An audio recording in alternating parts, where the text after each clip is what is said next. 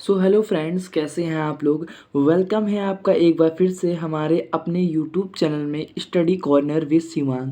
सो guys, जी हाँ, मैं हूँ शिवांग शुक्ला और मैं आज आपको पढ़ाने जा रहा हूँ chapter 3 electrochemistry part 2 video. So friends, मैंने कुछ पिछली वीडियो में जो टॉपिक्स डिस्कस किए थे मैं आपको यहाँ पे दिखाने जा रहा हूँ। आप लोग केयरफुली वॉच करिएगा। यहाँ पे देखिए, मैंने पिछली वीडियो में कुछ ये टॉपिक्स पढ़ाए थे। इंट्रोडक्शन और definition of electrochemistry, types of electrochemical cell, galvanic cell, Daniell cell, modified Daniell cell, salt bridge and its function. हमने पढ़ाया था और what happen if salt bridge is not used in a Daniell cell, representation of electrochemical cell. मैंने कुछ इतने topics easy way में आपको explain किए थे। आई होप ये आपको अच्छे समझ में आया होगा और आपने वो वीडियो अच्छे से वॉच कर ली होगी। अगर आपने अच्छे से देख ली है तब हम बढ़ते हैं नेक्स्ट टॉपिक में, जो कि हम डिस्कशन करेंगे, जो कि हमारी ये टॉपिक है इलेक्ट्रोड पोटेंशियल क्या है। इलेक्ट्रोड पोटेंशियल क्या है ये डिस्कशन करेंगे। फिर हम पढ़ेंगे स्टैंडर्ड इलेक्ट्रोड, जब पोटेंशियल पढ़ लेंगे फिर हम पढ़ेंगे स्टैंडर्ड इलेक्ट्रोड पोटेंशियल। जब स्टैंडर्ड इलेक्ट्रोड पोटेंशियल पढ़ लेंगे फिर हम पढ़ेंगे स्टैंडर्ड या नॉर्मल हाइड्रोजन इलेक्ट्रोड, जिसे NHE के नाम से फेमस है। ये जब हम पढ़ लेंगे फिर हम पढ़ेंगे पोटेंशियल ऑफ स्टैंडर्ड और अनॉर्मल हाइड्रोजन इलेक्ट्रोड। मतलब जब हम SHE या फिर NHE को जब जान जाएंगे क्या है, तब इसके पढ़ेंगे कि पोटेंशियल की वैल्यू फाइंड करेंगे क्या होगी। ठीक है। फिर हम पढ़ेंगे इलेक्ट्रोकेमिकल सीरीज। इलेक्ट्रोकेमिकल सीरीज क्या है, वेरी पॉपुलर है, बहुत ही ज़्यादा पॉपुलर है। आप लोग अपनी NCERT में ज़रूर देखे होंगे और काफ़ी ज़्यादा पॉपुलर भी इलेक्ट्रोकेमिकल सीरीज़। तो ये टॉपिक इम्पॉर्टेंट है हमारे लिए। और नस्ट इक्वेशन, नस्ट इक्वेशन क्या होती है, किसी भी इलेक्ट्रोड की पोटेंशियल मतलब EMF ऑफ सेल फाइंड करने के लिए कैलकुलेट की जाती है, मतलब किसी सेल में कितनी पावर है। सो ये मोस्ट इम्पॉर्टेंट टॉपिक है, ये मोस्ट इम्पॉर्टेंट टॉपिक है। ठीक है, हमारा ये नस्ट इक्वेशन इस पूरी वीडियो का। और calculation of equilibrium constant from Nernst equation ये हम पढ़ेंगे। और हम पढ़ेंगे यहाँ पे कैलकुलेट गिव्स free energy, maximum work done and equilibrium constant from the standard free energy, ये हम कैलकुलेट करेंगे। और इलेक्ट्रोलाइटिक सेल पढ़ेंगे और फैराडेज लॉ हम पढ़ेंगे इलेक्ट्रोलाइसिस का। तो कुछ इलेक्ट्रोलाइटिक सेल और फैराडेज लॉ ऑफ इलेक्ट्रोलाइसिस, सो हम कुछ ये टॉपिक पढ़ेंगे। पार्ट 3 में हम बैटरीज वगैरह कवर करेंगे। सो ये हमारी पार्ट 2 वीडियो है। तो हम इसको केयरफुली अच्छे से डीप नॉलेज लेना पढ़ना शुरू करेंगे। तो यहाँ पे देखिएगा, मैं आपको एक one by one her topic को एक्सप्लेन करूँगा, तो केयरफुली आप बस उसको देखते जाइए, सुनते जाइए। और मेरे पढ़ाने के बाद आप NCERT या कोई अपनी जो बुक आप प्रेफर करते हैं उसे एक बार ज़रूर रीड करिएगा, लैंग्वेज ज़रूर पढ़िएगा, एक बार उस टॉपिक को रीड ज़रूर करिएगा, ताकि वो टॉपिक आपको अच्छे से आ जाए। सो फ्रेंड्स, अब यहाँ पे हेडिंग लगाते हैं इलेक्ट्रोड पोटेंशियल। क्या लगाते हैं, इलेक्ट्रोड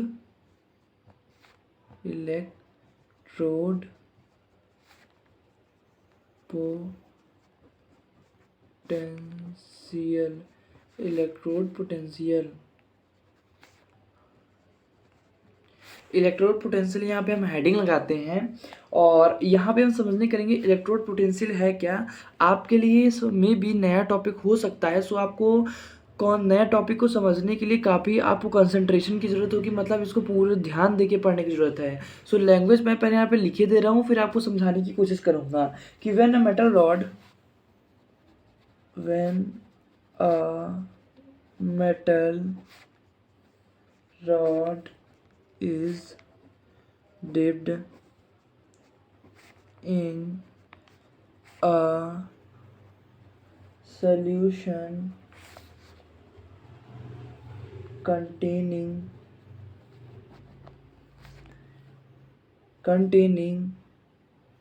its मैं अच्छे से लिख दे रहा हूँ, containing its own ions, a potential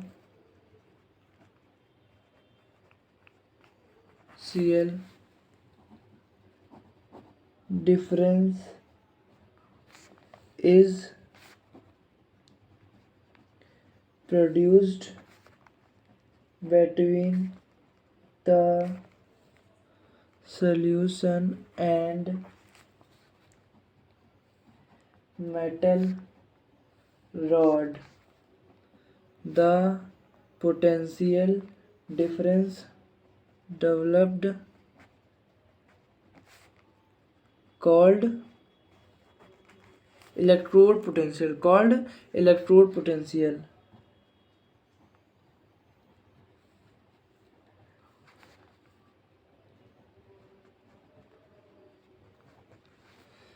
मतलब जब कभी when a metal rod is dipped in a solution containing its own ions, a potential difference is produced between the solution metal rod. The potential difference developed is electrode potential. मैं आपको समझा दे रहा हूँ, मैंने आपको ऐसे एक्सप्लेन कर दिया, आपको नहीं समझ में आया होगा, हो सकता है समझ में आया हो लैंग्वेज से, लेकिन मैं आपको एकदम अब यहाँ पे मैं समझाने जा रहा हूँ बहुत ज़्यादा अच्छे से। तो यहाँ से ध्यान दीजिएगा।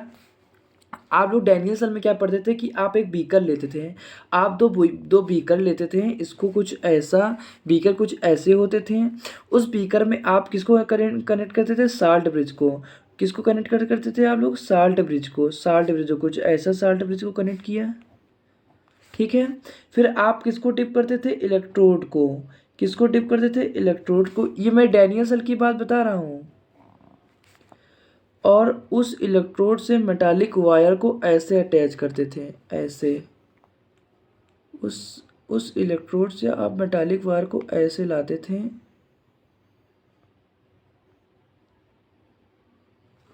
ठीक है। और यहाँ पे आप सॉल्यूशन को यानी इलेक्ट्रोलाइट को भर देते थे। इलेक्ट्रोलाइट को आप यहाँ पे भर देते थे, ठीक है।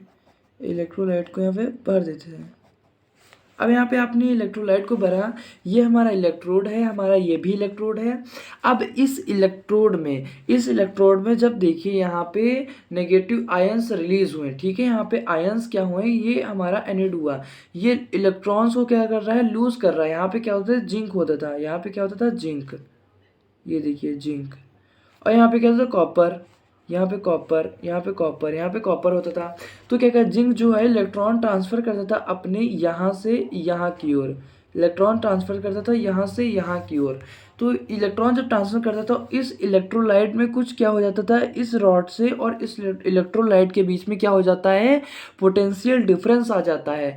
मतलब इस इलेक्ट्रोलाइट का चार्ज है आयन से कुछ और है, और इस इलेक्ट्रोड का जो चार्ज है आयन से वो कुछ और है। तो पोटेंशियल डिफरेंस इसके बीच में डेवलप हो जाता है। सेम कंडीशन यहाँ भी प्रोड्यूस होती है, डेवलप होती है। तो इसीलिए लिखा है कि व्हेन अ मेटल रॉड, जब कभी metal rod is dipped in a solution containing its own ions, when a metal rod dips in a solution in its own ion, इसने ओन आयंस, यहाँ पे क्या होता है? जिंक सल्फेट का solution होता है, ओन आयन में डिप की जाती है। तब ऐसे कंडीशन में इस रॉड के और इलेक्ट्रोलाइट के बीच में एक पोटेंशियल डिफरेंस डेवलप्ड होता है। इस रॉड और इलेक्ट्रोलाइट के बीच में पोटेंशियल डिफरेंस डेवलप्ड होता है। इसे ही हम क्या बोलते हैं? ये हमारा एक इलेक्ट्रोड है और इसके बीच में एक पोटेंशियल डिफरेंस डेवलप्ड हुआ है, इसीलिए हम बोलते हैं इसे इलेक्ट्रोड पोटेंशियल। इसीलिए इसे हम क्या बोलते हैं?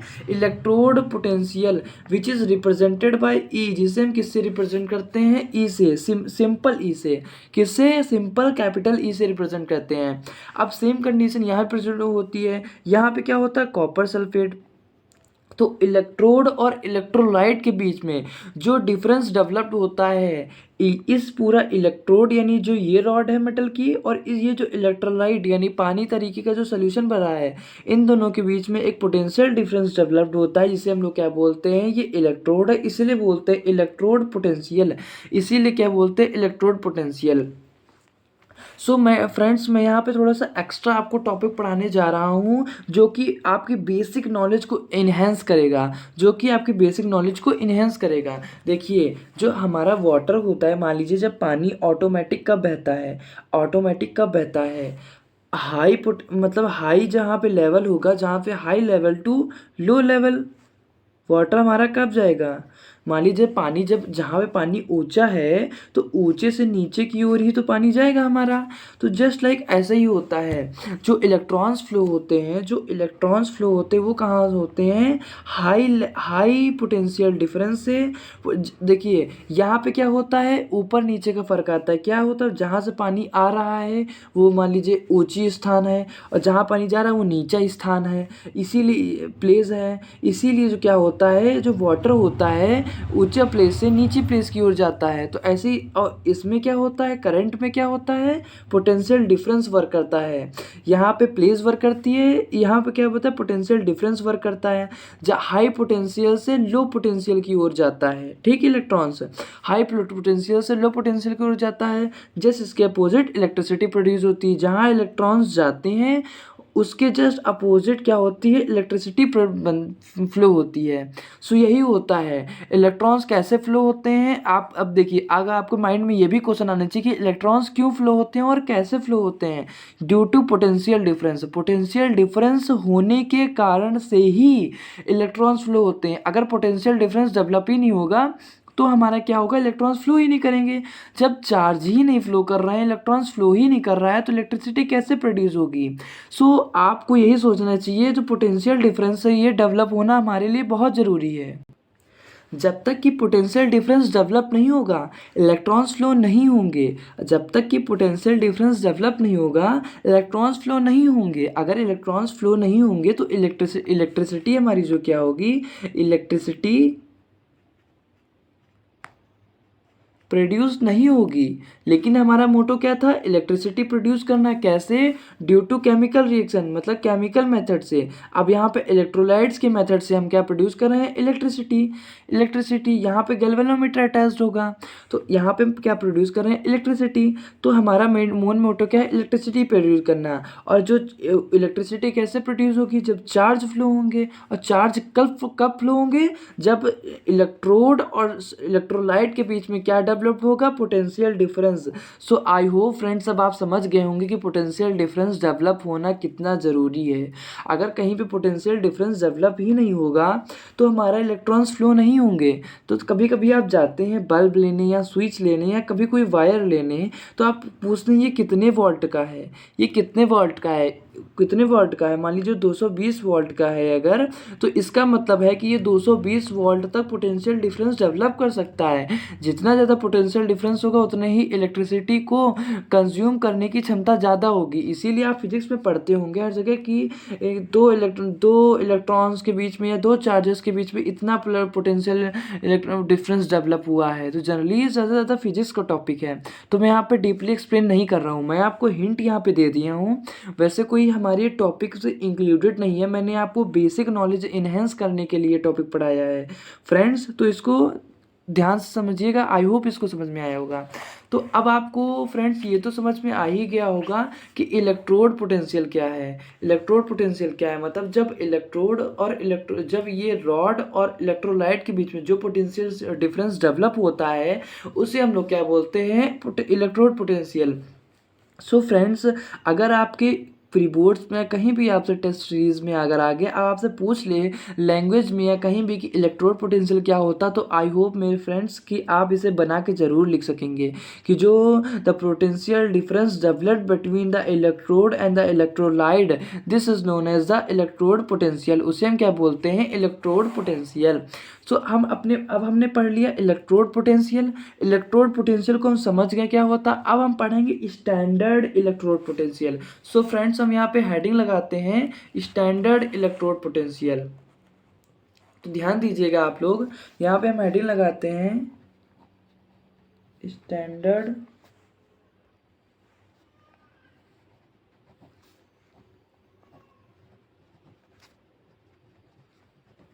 इलेक्ट्रोड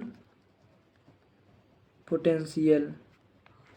सो फ्रेंड्स, अब हम जानते थे इलेक्ट्रोड पोटेंशियल को हम लोग ई से रिप्रेजेंट करते थे। इलेक्ट्रोड पोटेंशियल को हम लोग ई से रिप्रेजेंट करते थे, लेकिन यहाँ पे वर्ड कौन सा एक ऐड हो गया है, वो की है स्टैंडर्ड, जिसे हम किससे रिप्रेजेंट करेंगे, ई नॉट से, मतलब ई ठीक है, तो ई नॉट से। So here friends, standard electrode potential किससे रिप्रेजेंट किया जाएगा? ई नॉट से। तो स्टैंडर्ड इलेक्ट्रोड पोटेंशियल क्या होता है? स्टैंडर्ड इलेक्ट्रोड पोटेंशियल वो होता है, पोटेंशियल होता है जब पोटेंशियल कब डेवलप्ड, पोटेंशियल डिफरेंस कब डेवलप्ड हो? जब हमारा टेम्परेचर क्या हो? जब टेम्परेचर हमारा 25 डिग्री सेल्सियस हो।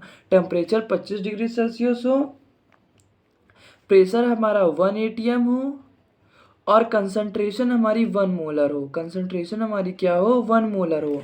मतलब अगर ये तीन चीज़ें हैं, अगर हमारे पास ये तीन चीज़ें हैं, मतलब जो हमारा जो हम लेते हैं, ये जो डैनियल सेल बनाते हैं, इसमें जो इलेक्ट्रोड्स लेते हैं कोई भी ले लें, मतलब ये डैनियल सेल में जिंक और कॉपर का कॉम्बिनेशन हो सकता है, होता है। और हम किसी में लें तो वो भी और अगर हमने कोई और सेल बनाते हैं तो कोई और भी एलिमेंट्स यूज़ हो सकते हैं। सो फ्रेंड्स, यहाँ पे स्टैंडर्ड इलेक्ट्रोड पोटेंशियल की खासियत क्या है?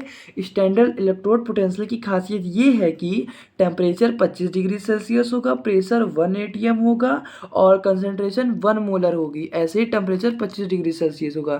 तो ये तीन कंडीशन कंपलसरी हैं किसके लिए? स्टैंडर्ड इलेक्ट्रोड पोटेंशियल के लिए। सो फ्रेंड्स, अगर आप लैंग्वेज लिखना चाहें तो यहाँ पे हम लैंग्वेज लिख दें ताकि आपको कोई डिफिकल्टी प्रोड्यूस ना हो, अराइज ना हो। तो हम यहाँ पे लिखेंगे standard electrode potential, standard electrode potential E naught is the potential developed at 25 degree Celsius when a metal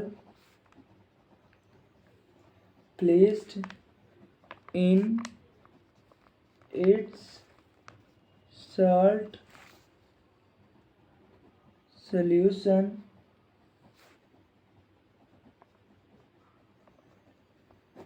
containing the metal ions at 1 molar concentration. इसका मतलब कहना है कि standard electrode potential E not is the potential developed eight 25 degree Celsius when a metal place in its salt solution, जब वो अपने salt solution में रखा जाता है, यानी इलेक्ट्रोलाइट में रखा जाता है, कंटेनिंग अ मेटल आयंस, और 1 मोलर कंसंट्रेशन, और प्रेशर कितना होता है? 1 एटीएम। प्रेशर कितना होता है? 1 एटीएम। मतलब आप बस इतना ध्यान रखिए, ये सब भूल जाइए। बस आप इतना ध्यान रखिए कि स्टैंडर्ड इलेक्ट्रोड पोटेंशियल क्या होता है। ऐसे टाइम पे इलेक्ट्रोड पोटेंशियल जब टेम्परेचर 25 डिग्री सेल्सियस हो, प्रेशर 1 एटीएम हो, कंसंट्रेशन 1 मोलर हो। बस आप अपने, अगर आपको कहीं पे आता है, कोई आपसे पूछता है, तो बस आप ये बना के लिख दीजिए कि the standard electrode potential are those electrode potential in which temperature is 25 degree Celsius, pressure is 1 ATM and concentration is 1 molar, is known as standard electrode potential. बस अगर आप इतना बना के रख दें, कोई भी मार्क्स आप पे काट नहीं सकता है। सो फ्रेंड्स, ऐसा ही अब हम आगे बढ़ते हैं स्टैंडर्ड और नॉर्मल हाइड्रोजन इलेक्ट्रोड, जो कि हमारा नेक्स्ट टॉपिक है। सो फ्रेंड्स, अब हम यहाँ पे हेडिंग लगाते हैं स्टैंडर्ड या फिर normal hydrogen electrode which is generally represented by NHE। बहुत ही ज़्यादा फेमस है NHE। सो फ्रेंड्स, ये हमारा है स्टैंडर्ड और नॉर्मल हाइड्रोजन इलेक्ट्रोड। अब आप लोग सोच रहे होंगे ये क्या आ गया, अभी तो हमने पढ़ा था स्टैंडर्ड इलेक्ट्रोड पोटेंशियल, अब ये क्या है? Normal hydrogen electrode. अब हमने पढ़ा था इलेक्ट्रोड पोटेंशियल, मतलब पोटेंशियल कितना डेवलप्ड होता है, और उसके बाद पढ़ा स्टैंडर्ड इलेक्ट्रोड पोटेंशियल, मतलब स्टैंडर्ड टाइम पे कितना क्या इलेक्ट्रोड पोटेंशियल होता है। लेकिन अब हम पढ़ रहे हैं नॉर्मल हाइड्रोजन इलेक्ट्रोड, मतलब जो इलेक्ट्रोड होता है। अब पोटेंशियल वाला टॉपिक खत्म, पोटेंशियल डिफरेंस वाला टॉपिक खत्म। अब हम लोग यहाँ पे डिस्कशन करेंगे कि नॉर्मल हाइड्रोजन इलेक्ट्रोड क्या होता है। नॉर्मल हाइड्रोजन इलेक्ट्रोड मतलब हाइड्रोजन आया, नॉर्मल आया, इलेक्ट्रोड आया, यानी उसमें इलेक्ट्रोड है और वो हाइड्रोजन के कुछ कॉम्बिनेशन से बना है, इसीलिए वो नॉर्मल हाइड्रोजन इलेक्ट्रोड हो गया। सो यहाँ पे हम देखिए, यहाँ पे हम उसका कुछ डायग्राम बनाने की कोशिश करते हैं, तो आप इसको समझने की भी कोशिश करिएगा। देखिए यहाँ पे हम एक बीकर लेते हैं, सबसे पहले तो एक बीकर लेंगे। देखिए जनरली इसमें क्या है, अगर हम यहाँ ये इलेक्ट्रोकेमिकल सेल है, सो इसके बनाने के लिए एक बीकर तो चाहिए ही चाहिए, क्योंकि ये कॉम्बिनेशन ही ऐसा है। सो यहाँ पे हम सबसे पहले इलेक्ट्रोलाइट हमें चाहिए जो कि भरा हो, और इसमें इलेक्ट्रोलाइट किसका लेंगे हम लोग, 1 मोलर HCl लेंगे। क्या लेंगे, 1 मोलर HCl सोल्यूशन। सो अब यहाँ पे हम रखेंगे हम इसको कुछ ऐसा अरेंज करेंगे, इसे कुछ ट्यूब में ऐसा रखेंगे और इसे हम लोग ऐसा अरेंज करने की कोशिश करेंगे, कुछ ऐसा हम लोग इसको अरेंज करने की कोशिश करेंगे, ऐसा।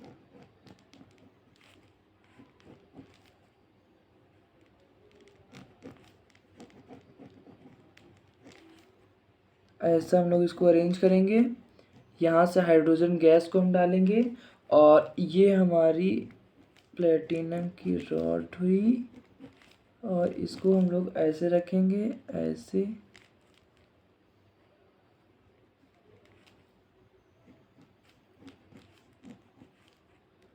और इसको ये कुछ ऐसे रखेंगे।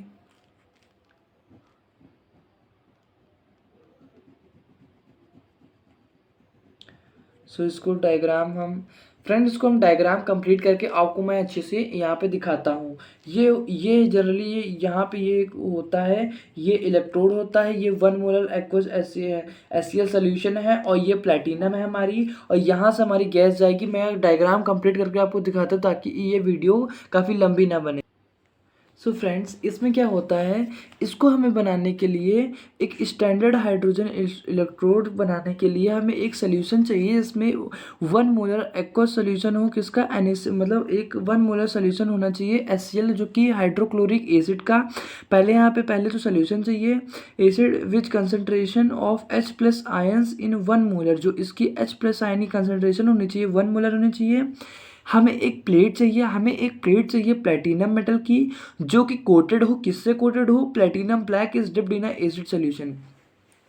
हमें क्या चाहिए, हमें देखिए पहले बात तो एक ये कुछ ऐसा अरेंजमेंट चाहिए। उसके बाद हमको एक प्लेटिनम की रॉड चाहिए। उस प्लेटिनम के रॉड पे जो प्लेटिनम ब्लैक कोटेड होना चाहिए, और वो जो कोटेड पूरा होना चाहिए वो डिप्ड होना चाहिए HCl सोल्यूशन में। उसके बाद होता है क्या, platinum does not take part in the reaction but provide it surface for oxidation. इसमें क्या होता है, अब हमने ये जो प्लेटिनम रॉड ली है, देखिए ये सिर्फ है क्या, इसमें प्लेटिनम रॉड है। मेन वर्क मोटा मोटा हमारा काम क्या है, हमारे पास प्लेटिनम रॉड है, इलेक्ट्रोलाइट है, वो भी किसका, मतलब ये जो सोल्यूशन है हमारे पास एसिड का है, वो किसका है, HCl। और ये प्लेटिनम रॉड है, वो कोटेड किससे है, प्लेटिनम ब्लैक सरफेस से। तो ये प्लेटिनम जो होती है, जो इस HCl से रिएक्शन तो नहीं करती है, पर वो क्या करती है, रिएक्शन करने के लिए अपनी सरफेस प्रोवाइड कराती है।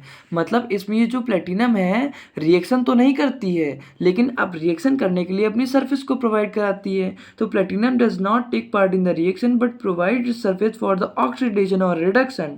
दोनों में से कोई एक, ठीक है, ऑक्सीडेशन कराएगी या तो फिर रिडक्शन कराएगी reaction. And for a conduction of electrons को कंडक्ट करने के लिए such electrodes are called inert electrodes. Electron conduct करने के लिए, यानी इसको कंडक्शन करने के लिए ऐसे इलेक्ट्रोड्स को क्या कहते हैं, इनर्ट इलेक्ट्रोड्स। अब देखिए हमें ये NHE यानी नॉर्मल, अब देखिए मैंने आपको इसकी वर्क कैसे कंस्ट्रक्ट हुआ है तो मैंने या तो आपको समझा ही दिया, थोड़ा मोड़ा आपको मैंने इसको वर्क समझा दिया। अब मैं आपको समझाऊंगा इसकी ज़रूरत हमें क्यों पड़ी। अगर इसे हम ना पढ़ें तो काम चलेगा, अगर हम इसे ना पढ़ें, इसे हम क्यों पढ़ रहे हैं, हमने स्टैंडर्ड इलेक्ट्रोड पोटेंशियल के बाद इसे हम क्यों पढ़ रहे हैं, इसका क्या यूज़ है, इसके केमिस्ट्री में क्या जगह है, क्या स्थान है, तो हम लोग ये पढ़ेंगे। तो नॉर्मल हाइड्रोजन इलेक्ट्रोड है।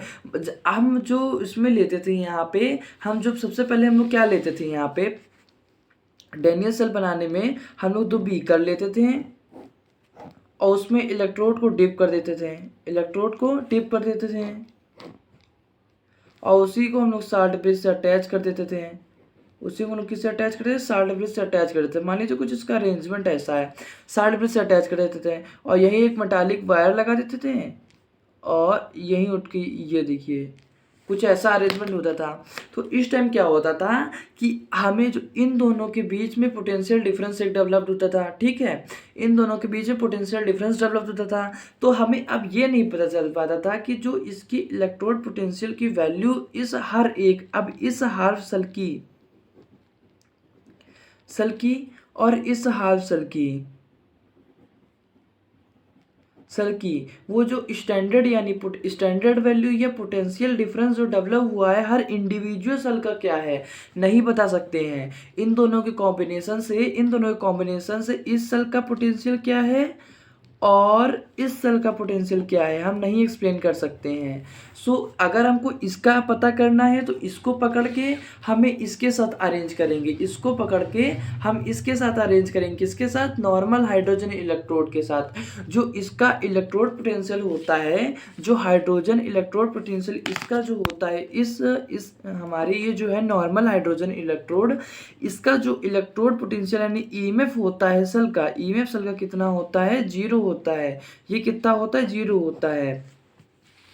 जो नेट पोटेंशियल डिफरेंस इसका होगा, इसको कर करके ये कितना आ जाएगा, ई सेल। मैं भी आपको बताने जा रहा हूँ। तो ये अब मैंने जैसे आपको बताया था कि मैं आपको बताऊंगा इसे हम क्यों पढ़ रहे हैं नॉर्मल हाइड्रोजन इलेक्ट्रोड को।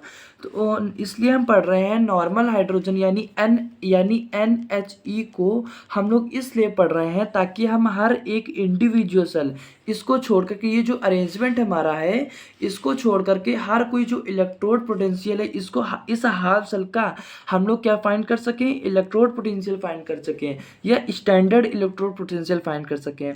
तो इस सेल का जैसे मान लीजिए जिंक है, तो जिंक का पोटेंशियल क्या है, स्टैंडर्ड इलेक्ट्रोड पोटेंशियल क्या है, इसके कॉम्बिनेशन से तो आप बता नहीं सकते। तो आप क्या करेंगे, नॉर्मल हाइड्रोजन इलेक्ट्रोड से अटैच करेंगे, फिर पता करेंगे कि इसका इलेक्ट्रोड, इसका जो पोटेंशियल है वो क्या है। तो ये देखिए कितनी बड़ी बात हमें पता चली, कितनी बड़ी बात पता चली, मतलब इसकी इलेक्ट्रोड पोटेंशियल क्या है आज तक कोई नहीं बता सकता था। लेकिन नॉर्मल हाइड्रोजन इलेक्ट्रोड ने आया और उसने कहा कि हम बताएंगे इसका, कि इसका स्टैंडर्ड इलेक्ट्रोड पोटेंशियल क्या है, मतलब इसकी ताकत क्या है। मान लीजिए आपको कोई आज तक कोई ना आया हो कि बता सके कि आपका वेट कितना है या आपके अंदर पोटेंशियल कितना है, आप कितना खा सकते हैं, आप कितना लड़ सकते हैं। लेकिन मान लीजिए कोई एक ऐसी मशीन बन जाए जो कि आपको सिर्फ बताए कि आपका कितना वेट है, आपकी कितनी अंदर ताकत है, तो कितनी बड़ा इन्वेंशन हुआ है। सो जस्ट लाइक ऐसा ही नॉर्मल हाइड्रोजन इलेक्ट्रोड है। तो नॉर्मल हाइड्रोजन इलेक्ट्रोड क्या किया है, ये बताता है कि हर एक इलेक्ट्रोड में पोटेंशियल कितना है, वो हर एक इलेक्ट्रोड का पोटेंशियल बताता है। तो हम अब ये कैसे बताता है, अब ये हम जानने जा रहे हैं। सो फ्रेंड्स, हम यहाँ पे अब कैलकुलेट करें कि यहाँ पे कैसे हो और क्या मैंने जैसे आपको बताया था कि मैं यहाँ पे वैल्यू कैलकुलेट करूँगा। तो मैं आपको एक इन्फॉर्मेशन और प्रोवाइड करा दे रहा हूँ, मैं यहाँ पे नोट पे लिखा रहा हूँ कि अगर आपको किसी भी सेल का ईएमएफ, आप जब सेल लाते होंगे एवर रेडी सेल लाते हैं मोबाइल वो उसमें डालने के लिए, रिमोट में डालने के लिए, तो आप देते होंगे इसका वोल्टेज कितना है, लिखा था 1.1 वोल्ट, 1.1 वोल्ट, मतलब वो होता है ईएमएफ ऑफ द सेल, होता है क्या, होता है ईएमएफ ऑफ द सेल। तो अगर आपको किसी सेल का ईएमएफ कैलकुलेट करना है at the standard electrode potential, मतलब उस सेल का इलेक्ट्रोड पोटेंशियल क्या है, स्टैंडर्ड इलेक्ट्रोड पोटेंशियल अगर आपको किसी भी सेल का कैलकुलेट करना है, मान लीजिए आप सेल लाते हैं, बैटरीज लाते हैं, अगर आपको किसी भी सेल या किसी भी बैटरीज का, किसी भी सेल का आपको इलेक्ट्रोड पोटेंशियल फाइंड करना है, मतलब उसका ईएमएफ क्या है, वो कितना वोल्ट प्रोवाइड कराएगा, तो कैसे आप करेंगे ये देखिए मैंने आपको बताने जा रहा हूँ। तो क्या ई राइट माइनस ई लेफ्ट, ई राइट माइनस ई लेफ्ट ऐसे कैलकुलेट करेंगे, ई राइट माइनस ई लेफ्ट। और एक इसका और मेथड होता है ई कैथोड माइनस ई एनोड। सो इसको हम कुछ ऐसे कैलकुलेट करने की कोशिश करेंगे, ये भी होता है और ये भी होता है। सो ऐसे ही मान लीजिए अगर हमें जिंक का दे दिया है, जिंक का इलेक्ट्रोड पोटेंशियल हमें कितना दिया है। सो हम यहाँ पे एज्यूम करेंगे हमारा जिंक का जो दिया है वो यहाँ पे हम जिंक को कुछ भी मान लीजिए दे दिया हमारा जिंक का माइनस 0. हाँ -0.76 इतना दे दिया है। कितना दिया है? -0.76। अब देखिए हमारे यहाँ पे क्या है, ये हमारा क्या है, राइट साइड है, और लेफ्ट साइड हमारा क्या है, नॉर्मल हाइड्रोजन इलेक्ट्रोड, जिसका ई क्या होता है, ऑलवेज जीरो। ये हमेशा क्या रहता है? हमेशा जीरो रहता है। अब देखिए ये आपको अगर ई में सलकरण करना है तो ई राइट माइनस ई लेफ्ट। ई लेफ्ट तो हमारा ऑलरेडी जीरो है, ठीक है, ई लेफ्ट तो हमारा ऑलरेडी जीरो, तो -0.76 -0, तो हमें क्या मिला? -0.76। अब देखिए जिंक का हमें कितने अच्छे से और तुरंत मिल गया, क्या मिल गया? स्टैंडर्ड इलेक्ट्रोड पोटेंशियल जिंक का क्या होगा? -0.76। देखिए आपने कितनी इजीली फाइंड कर लिया। और इस NHE मतलब नॉर्मल हाइड्रोजन इलेक्ट्रोड के सिवा ऐसी कोई भी नहीं बना है जो कि इलेक्ट्रोड का पोटेंशियल बता सके। सो यही एक अकेला ऐसा कॉन्सेप्ट है जो कि बता सकता है। तो आप अब समझ ही गए होंगे ये हमारे लिए कितना इम्पोर्टेंट टॉपिक है। सो फ्रेंड्स, मैंने इस 6-7-8 मिनट की वीडियो में इस टॉपिक को बहुत ही अच्छे से समझा दिया होगा। आई होप आपको ये अच्छे से समझ में आया होगा। तो ऐसे ही हम बढ़ते हैं इसके नेक्स्ट टॉपिक में। सो फ्रेंड्स, जब हम पढ़ेंगे कि पोटेंशियल ऑफ, अगर हमको कैलकुलेट करना है पोटेंशियल, मान लीजिए पोटेंशियल कैलकुलेट करनी है किसकी? ऑफ स्टैंडर्ड और नॉर्मल हाइड्रोजन इलेक्ट्रोड की।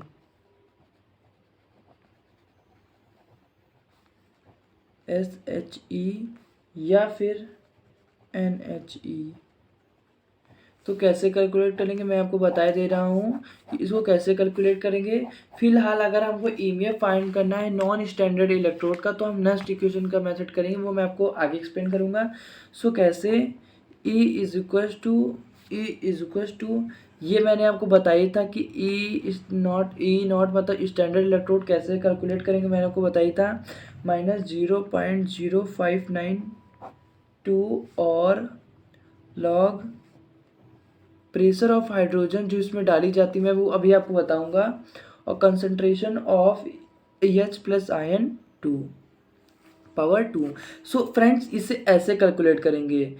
ये मैं आगे एक्सप्लेन करूंगा कैसे होता है। बस इस फॉर्मूले को आप याद कर लीजिए, माइंड में बैठा लीजिए कि ऐसे ही कैलकुलेट होता है। ये जो प्रेशर होता है, यहाँ से प्रेशर अप्लाई किया जाता है, यहाँ से प्रेशर अप्लाई किया जाता है, जो गैस होती है यहाँ से प्रेशर से डाली जाती है। और ये प्लेटिनम की रॉड है, ये कोटेड प्लॉट है, और ये इलेक्ट्रोड है जो कि डिप किया गया है 1 molar solution of HCl solution. So यही है हमारा स्टैंडर्ड और नॉर्मल हाइड्रोजन इलेक्ट्रोड।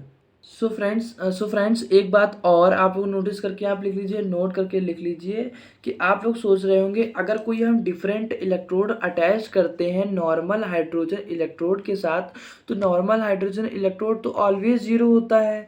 तो अब जो हम डिफरेंट इलेक्ट्रोड ऐड कर रहे हैं उस पर ऑक्सीडेशन होगा, ये रिडक्शन, या फिर कहता जो हम NHE पे जो हम ऐड कर रहे हैं वो कब ऑक्सीडेशन देगा, कब रिडक्शन देगा। सो फ्रेंड्स, मैं आपको बता दूं ये दोनों दे सकता है, ऑक्सीडेशन भी दे सकता है और रिडक्शन भी दे सकता है, रिडक्शन भी दे सकता है। ये किस पे डिपेंड करता है? इट डिपेंड्स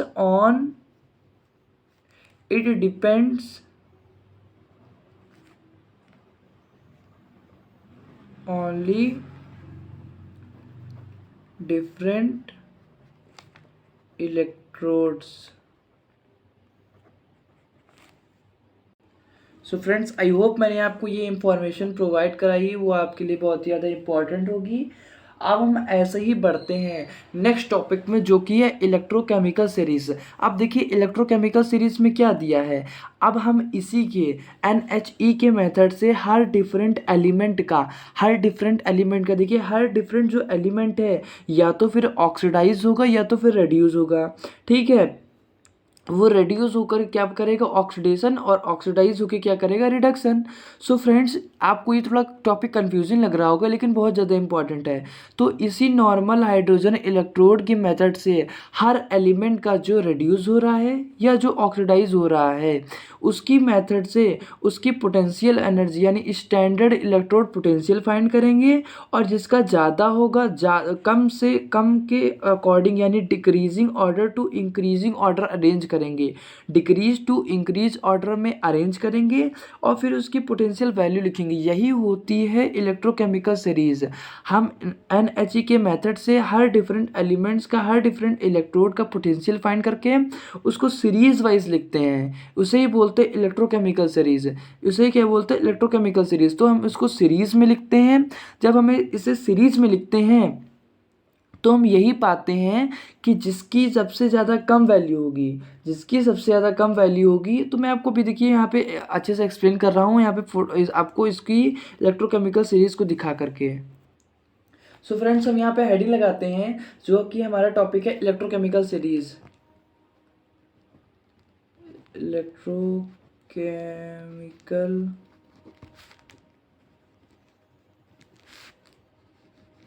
सीरीज, हमारी इलेक्ट्रोकेमिकल सीरीज क्या हम जानने की कोशिश करेंगे। यहाँ पे कुछ लैंग्वेज लिखने की कोशिश करेंगे।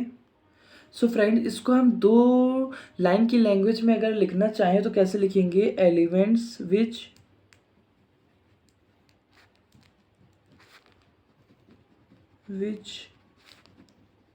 Are arranged in order of their, ये इसे हम क्या बोलते हैं, स्टैंडर्ड इलेक्ट्रोड पोटेंशियल। अगर ये नॉट ना लगा होता तो इसे हम क्या बोलते हैं, electrode potential values with respect to NHE obtain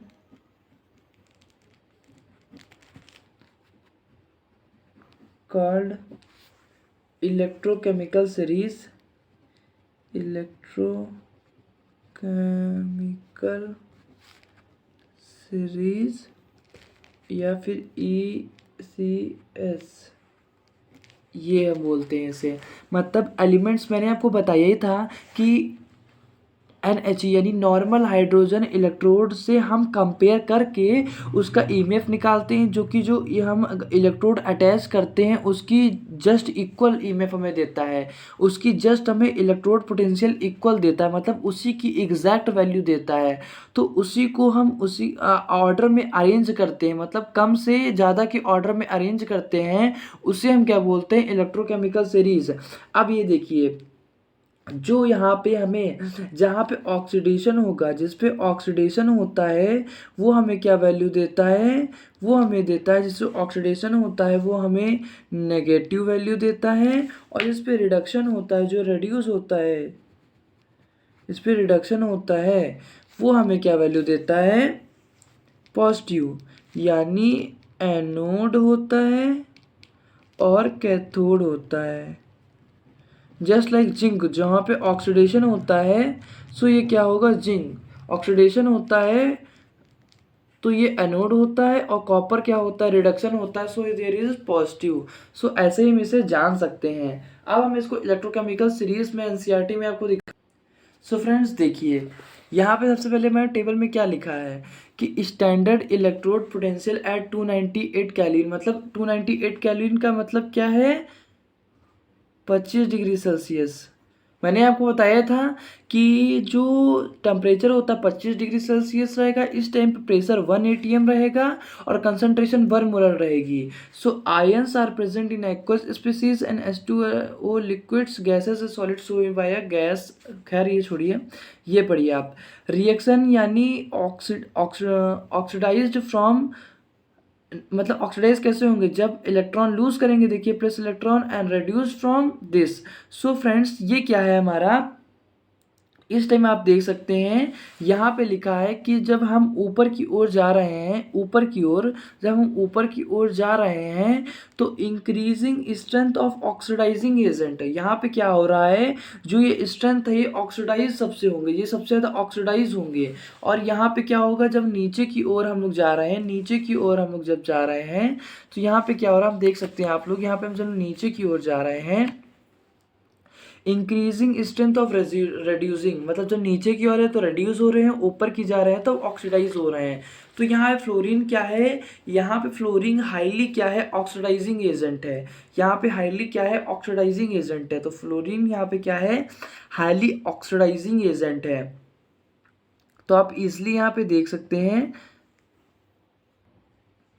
यहाँ फ्लोरीन क्या है, ऑक्सीडाइजिंग एजेंट है। तो आप देख सकते हैं यहाँ फ्लोरीन क्या है, ऑक्सीडाइजिंग एजेंट है, मतलब ये ऑक्सीडाइजेज ज़्यादा हो रहा है, तो इसका मतलब ये रिडक्शन में पार्ट लेगा। तो देखिए जो मैंने आपको बताया था, जो पॉजिटिव वैल्यू देगा वो क्या होगा, जो पॉजिटिव जितनी ज़्यादा वैल्यू देगा वो क्या होगा, हमारा रिडक्शन करेगा।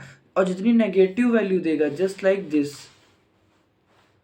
जितनी नेगेटिव वैल्यू देगा वो क्या होगा, हमारा ऑक्सीडेशन करेगा, वो ऑक्सीडेशन करेगा। अब आप देख रहे होंगे यहाँ पे देखिए हाइड्रोजन के पास ये वैल्यू क्या है, 0 है, ये वैल्यू क्या है हमारी, 0 है। तब इसके ऊपर पॉजिटिव, इसके नीचे नेगेटिव, तो यही ऐसा ही होता है। इसीलिए जो है हमारी जो क्या है, रिड्यूसिंग पावर जो हो रही है डाउनवर्ड जाती हुई हमारी क्या कर रही है, इंक्रीज कर रही है। ऑक्सीडाइजिंग पावर अपवर्ड जाती हुई इंक्रीज कर रही है। सो फ्रेंड्स यही बहुत बड़ा हमारा कॉन्सेप्ट है।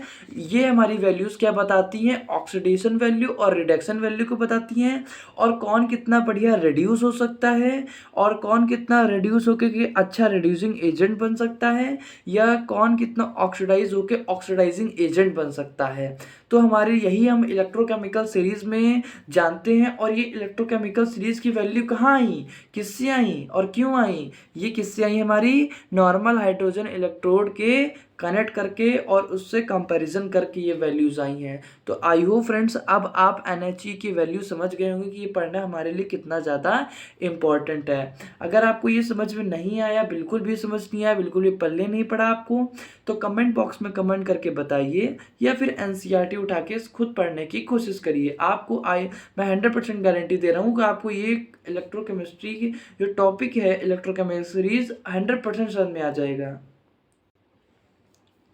सो फ्रेंड्स इलेक्ट्रोकेमिकल सीरीज में बहुत सारी एलिमेंट्स आर अरेंज्ड है विद देयर वैल्यूज़।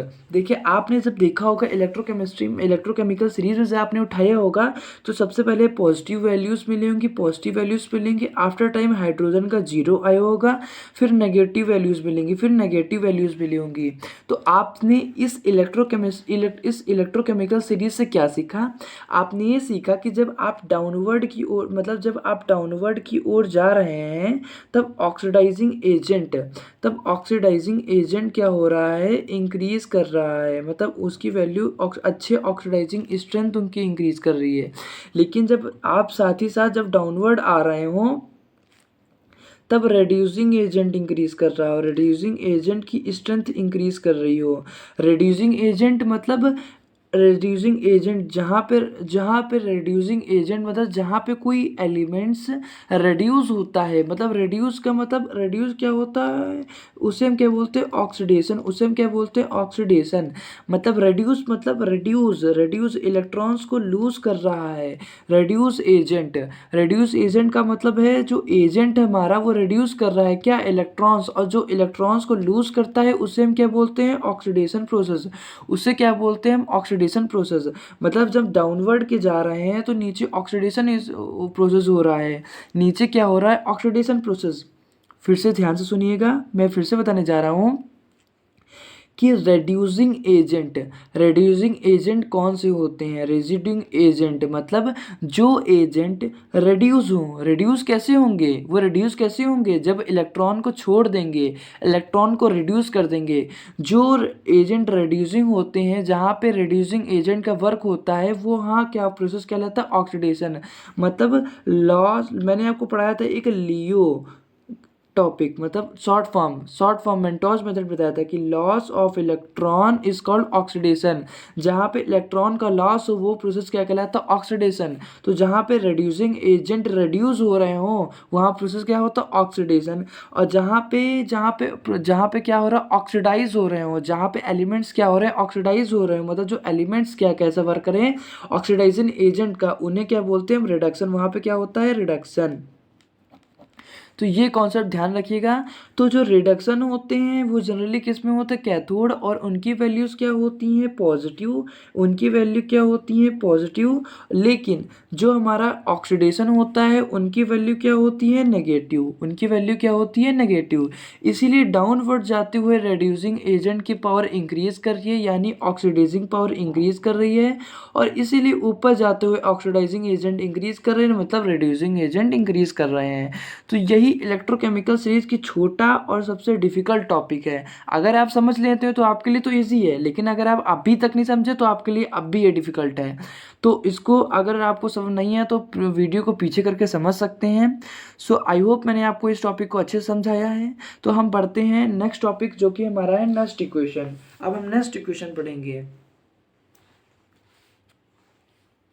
सो यहाँ पे हम फ्रेंड्स हेडिंग लगाते हैं नेक्स्ट इक्वेशन। नेक्स्ट इक्वेशन हमारी होती क्या है, इक्वेशन।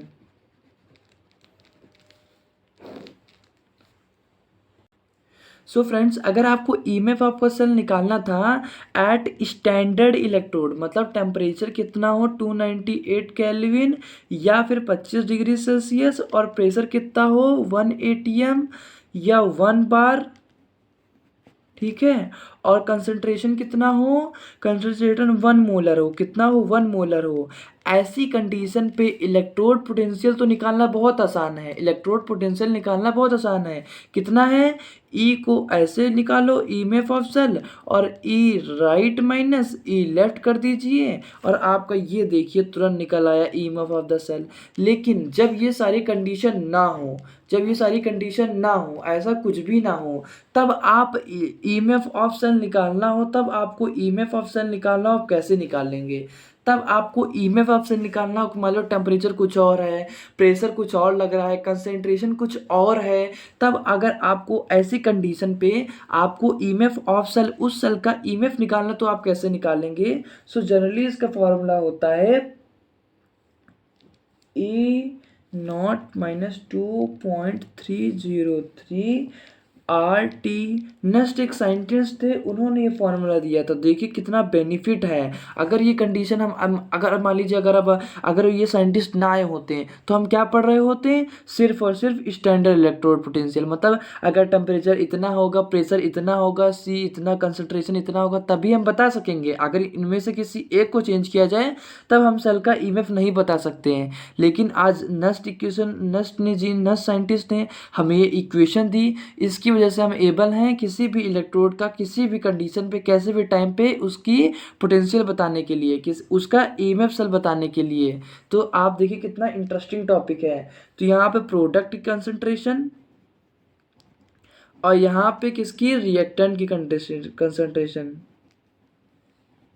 तो ये देखिए, मान लीजिए यहाँ पे इलेक्ट्रॉन, जो हमारा मेटल है ये, इसने इलेक्ट्रॉन को गेन किया, और गेन करके क्या बनाया, एक मेटल सॉलिड बनाया।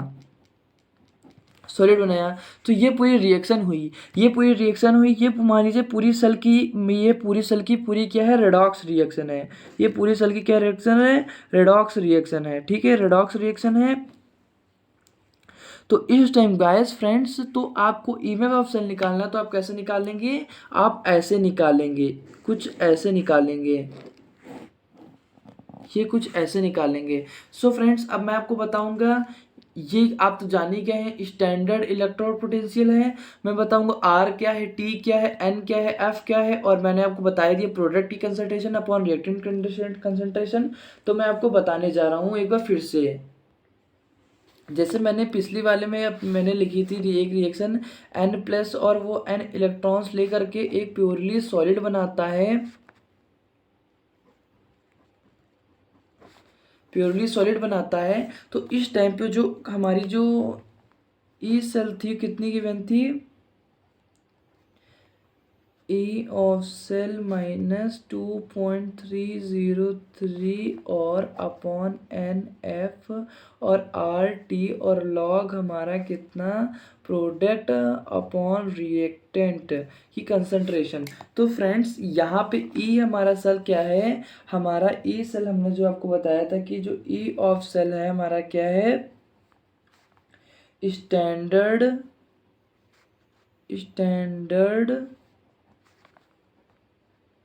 रिडक्शन पोटेंशियल है, स्टैंडर्ड रिडक्शन पोटेंशियल है हमारा ये, ठीक है, इन वोल्ट। और ये जो ई है, ये ई सेल जो हमारा है, इसे हम क्या बोलेंगे, ई सेल को हम क्या बोलेंगे, इलेक्ट्रोड पोटेंशियल जो डेवलप्ड हुआ है, इलेक्ट्रोड पोटेंशियल जो डेवलप्ड हुआ है इन वोल्ट डेवलप्ड हुआ, ठीक है। और इसकी जो हमारा आर जो क्या है, हमारा गैस कांस्टेंट आप लोग शुरू से जानते हैं, जो कि यहाँ पे हम लोग वैल्यू क्या रखेंगे, केल्विन जूल केल्विन मोल पर इनवर्स, ठीक है। और यहाँ पे हम टी क्या हमारा है, टेम्परेचर है, ये तो कोई बताने की जरूरत नहीं है। एफ जो है ये नया कॉन्सेप्ट इंट्रोड्यूस हुआ है जो कि है फैराडे, एक कांस्टेंट है जिसकी वैल्यू क्या है 96,500 कूलम, बहुत ही इंपॉर्टेंट है। और एन जो हमारा है number of electrons taking part in a reaction at electrode, number of electrons है जो टेकिंग पार्ट कर रहे हैं इलेक्ट्रोड में,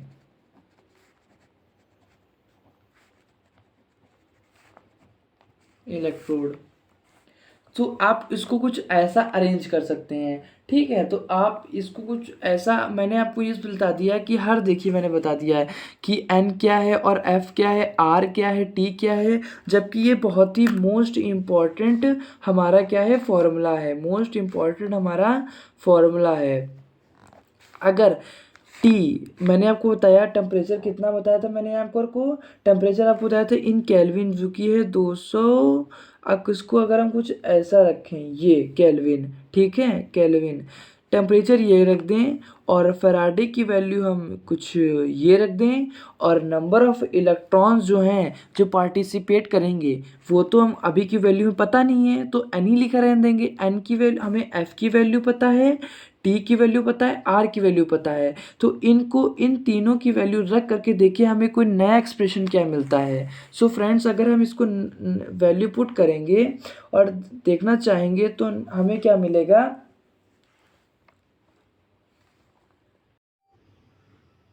सो फ्रेंड्स अगर हम इसको सारी कैलकुलेशन करके लिखना चाहें तो हम लिख सकते हैं E is equals to E not cell, इसको भी सेल लिख सकते हैं, और -0.059 अपॉन 2 लॉग, इसको लिख सकते हैं concentration of product upon concentration of reactant, मतलब प्रोडक्ट की कंसंट्रेशन अपॉन रिएक्टेंट की कंसंट्रेशन, ठीक है। और मैंने आपको बताया ही था कि जिसके जिसके सिर पे चार्ज होता है वही प्रोडक्ट के साइड लिखा होता है वो यहाँ लिखना होता है, और जिसके सिर पे चार्ज होता है वो जो रिएक्टेंट के साइड लिखा होता है वो यहाँ लिखना होता है। और जनरली जो जिनके ऊपर कोई चार्ज नहीं होता है यानी वो प्योर स्टेट में होते हैं, और जो प्योर स्टेट में होते हैं उनकी वैल्यू कितनी होती है 1, उनकी वैल्यू कितनी होती है 1। तो ये बात फ्रेंड्स इसको अपने जहन में बैठा के रख लीजिएगा, ये बहुत ही इंपॉर्टेंट पॉइंट है हमारे लिए, और मैं आपको इसीलिए बता दे रहा हूँ।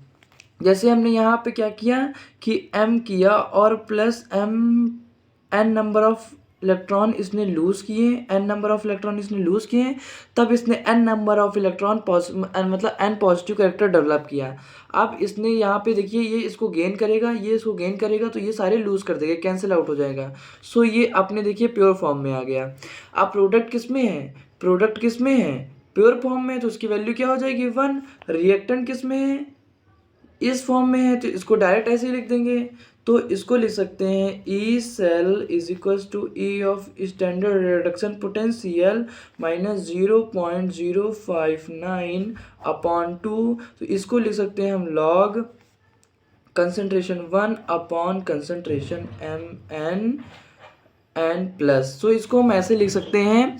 और फ्रेंड्स इसको और हम अरेंज करना चाहें तो इसको ऊपर ले जाएंगे, यहाँ की पावर इस पे माइनस आ जाएगी, तो E cell is equals to E area of cell minus 0.059/2। और यहाँ हम लिखेंगे लॉग, इसको हम ऐसे लिखेंगे एन प्लस, और ये पावर इसकी हो जाएगी माइनस, क्योंकि ये नीचे से ऊपर की ओर आया है। सो इतना तो आप लोग जानते ही होंगे। और सो ये माइनस लॉग के साथ है, तो ये माइनस क्रिएट आगे आ जाएगा, तो ये इसको पॉजिटिव बना देगा। So E cell plus 0.059/2 log EMN plus concentration. तो इसको इस फॉर्म में अगर लिखना चाहें तो हम ये फॉर्मूला हमारा मेनली डेराइव हुआ। ओके स्टूडेंट्स, फ्रेंड्स, और अगर आपको ऐसे कंसंट्रेशन में दिया गया है हाफ सेल का, तो आप ये करेंगे। लेकिन अगर आपको रिडॉक्स रिएक्शन पूरी दी है तो आप ये फॉर्मूला हर जगह यूज करेंगे, ये फॉर्मूला यूज करेंगे। 99% ये फॉर्मूला यूज होता है और 1% ये फॉर्मूला यूज होता है। सो फ्रेंड्स, इस दोनों कॉन्सेप्ट को अच्छे से रिमेंबर कर लें। ये दोनों फार्मूलाज हमारे लिए बहुत ही ज़्यादा इंपॉर्टेंट है। सो इनको ध्यान से पढ़िएगा। अब ये हमारी थी नेक्स्ट इक्वेशन। अब इसी पे हम कहता बेस्ड करेंगे। यहाँ पे इससे न्यूमेरिकल करने से पहले मैं आपको एक और छोटा सा कॉन्सेप्ट बता दे रहा हूँ, जो कि है इक्विलिब्रियम कांस्टेंट। मतलब नेक्स्ट इक्वेशन की हेल्प से हम इक्विलिब्रियम कांस्टेंट कैसे कैलकुलेट करें। सो फ्रेंड्स, हम यहाँ जानेंगे नेक्स्ट इक्वेशन की हेल्प से हम इक्विलिब्रियम कांस्टेंट कैसे कैलकुलेट करें। तो हम यहाँ डालते हैं इक्विलिब्रियम कांस्टेंट,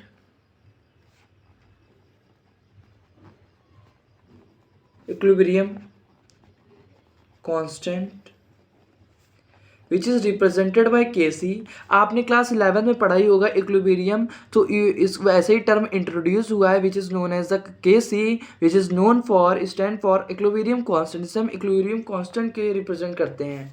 सो यहाँ पे देखिए इक्विलिब्रियम कांस्टेंट क्या है, एक कंसंट्रेशन को ही तो बताता है, और ये क्या है, ये कंसंट्रेशन ही है। तो इसको हम ऐसे कुछ लिखेंगे।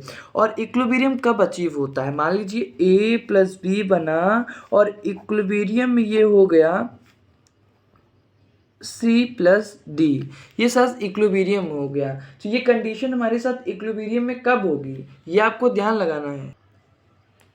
सो फ्रेंड्स, अब ऐसी कंडीशन में क्या होता है, जो हमारा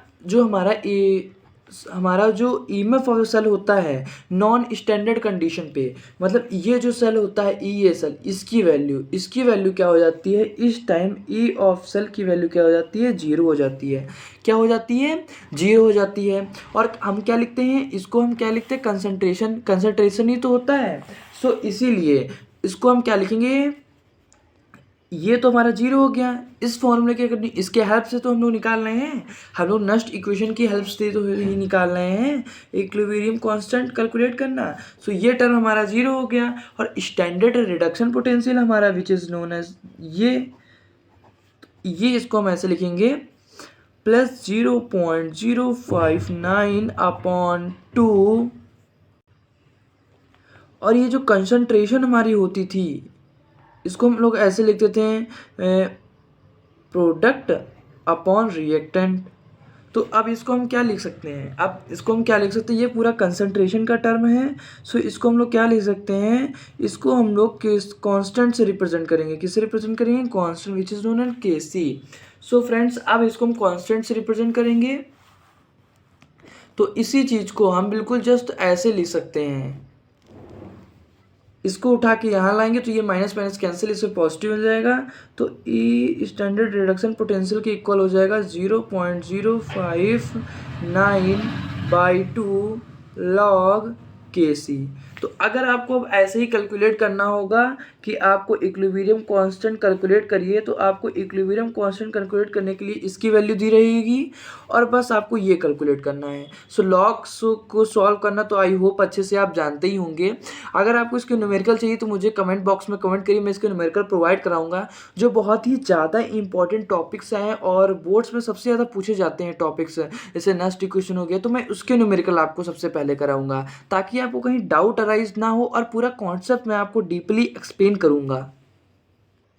सो फ्रेंड्स, आपको नेक्स्ट इक्वेशन सॉल्व करने के लिए आपको लॉग अच्छे सॉल्व होना, मतलब लॉग को सॉल्व करना आपको अच्छे से आना चाहिए। जितना ही अच्छा आप लॉग को सॉल्व करना जान जाएंगे उतनी अच्छा आप न्यूमेरिकल करना जान जाएंगे। तो मैं यहाँ पे क्वेश्चन लिख रहा हूँ, उसको समझने की कोशिश करिएगा। बहुत ही मैं छोटा सा बेसिक क्वेश्चन स्टार्ट कर रहा हूँ ताकि आपको ज़्यादा हैवी या कोई सा डिफिकल्ट क्वेश्चन ना लगे।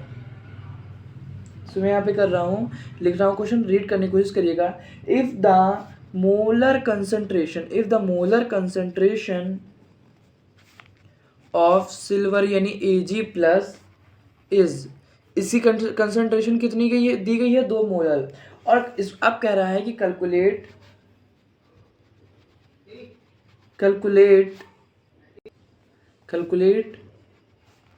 The potential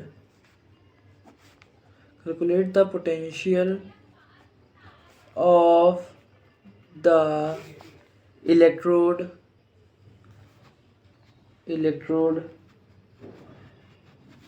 Ag+।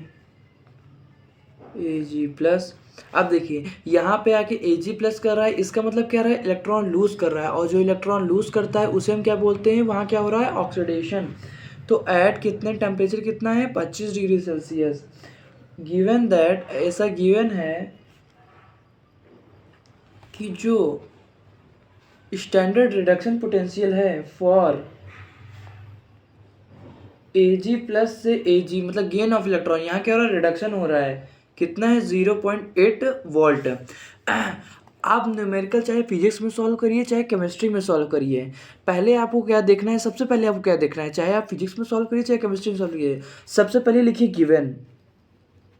क्वेश्चन पढ़ के तो आप इतना जान गए हो किस टॉपिक का क्वेश्चन है, क्वेश्चन पढ़ के तो आप जान गए हो किस टॉपिक का क्वेश्चन है। सो इससे कह रहा है कि if the molar concentration of silver plus is 2 molar, calculate the potential of the electrode.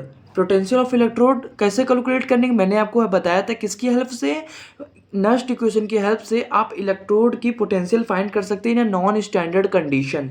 ठीक है तो अब इसमें खुद ही दिया है, देखिए स्टैंडर्ड रिडक्शन पोटेंशियल कितना गिवन है, 0.8 वोल्ट। ठीक है, यहाँ पे कितना गिवन है, 0.8 वोल्ट। अब यहाँ पे देखिए क्या हो रहा है, यहाँ पे क्या हो रहा है, ये Ag+ है, Ag+ यहाँ पे देखिए क्या है, Ag+ है, यानी एक इलेक्ट्रॉन ये ले रहा होगा तभी इसने Ag बनाया। जैसा इसने कहा तो मैंने वैसी रिएक्शन लिख ली, जैसे इसने कहा था वैसे मैंने रिएक्शन लिख ली। ये हमारा प्रोडक्ट है कंसंट्रेशन और ये हमारी रिएक्टेंट की कंसंट्रेशन है।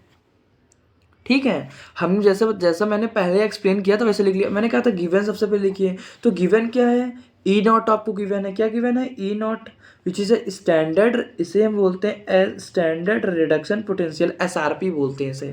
तो इसमें लिख लिया 0.8। ठीक है, Ag+ की कंसंट्रेशन कितनी दी है, Ag+ की कंसंट्रेशन 2+, तो कंसंट्रेशन Ag+ क्या है, रिएक्टेंट है, तो यानी रिएक्टेंट की कंसंट्रेशन कितनी दी है, 2 मोलर। ये गिवन था। R मतलब रिएक्टेंट कहाँ पे, Ag+ कहाँ पे, रिएक्टेंट के पास है, तो लिख लिया।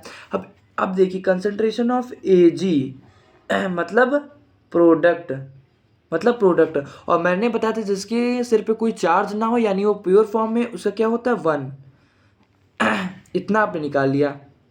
ठीक है, तो आपकी नेक्स्ट इक्वेशन क्या कहती है, तो नेक्स्ट इक्वेशन आपको बताती है कि ई सेल, आपको पोटेंशियल ऑफ इलेक्ट्रोड कैलकुलेट करने के लिए ई ऑफ सेल और माइनस 0.059/2 और log concentration of product upon reactant. ये नस्ट इक्वेशन हमारी कहती है, ये हमारी क्या है, नस्ट इक्वेशन। ये तो आपको पता ही था। अब देखिए आपको गिवन क्या है, आपको ये गिवन है, आपको प्रोडक्ट गिवन है, कंसंट्रेशन। ये ब्रैकेट केमिस्ट्री में इन ब्रैकेट का मतलब है कंसंट्रेशन, केमिस्ट्री में इन ब्रैकेट का मतलब है कंसंट्रेशन।